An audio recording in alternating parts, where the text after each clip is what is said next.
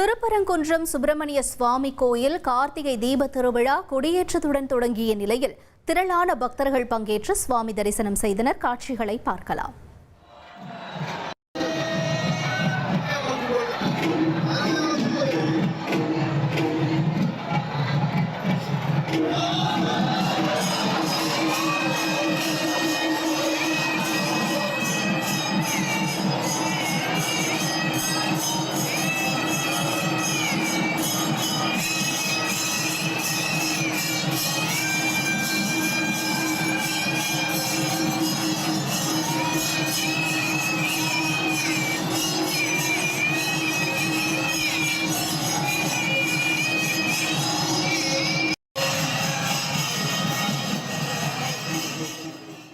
விவரங்களோடு செய்தியாளர் சத்யகுமார் இணைந்திருக்கிறார். சத்யகுமார், வணக்கம். இந்த திருப்பரங்குன்றம் தீப திருவிழா பற்றின சிறப்புகளை பதிவு செய்யுங்க.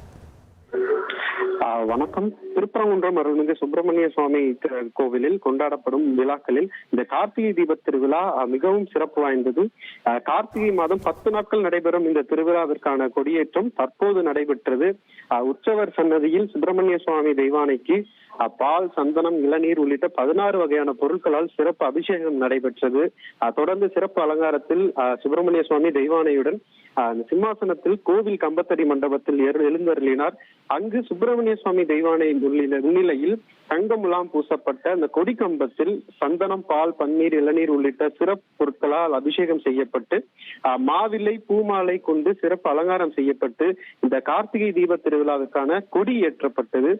விழாவையொட்டி சுப்பிரமணிய சுவாமி தெய்வானையுடன் இந்த தினமும் காலையில் தங்க சத்திரத்திலும், மாலையில் தங்கமயில் தங்க குதிரை வாகனத்திலும், வெள்ளி பூத வாகனம் உள்ளிட்ட பல்வேறு வாகனங்களில் எழுந்தருளி வீதி உலா வந்து பக்தர்களுக்கு அருள் பாலிப்பார்கள்.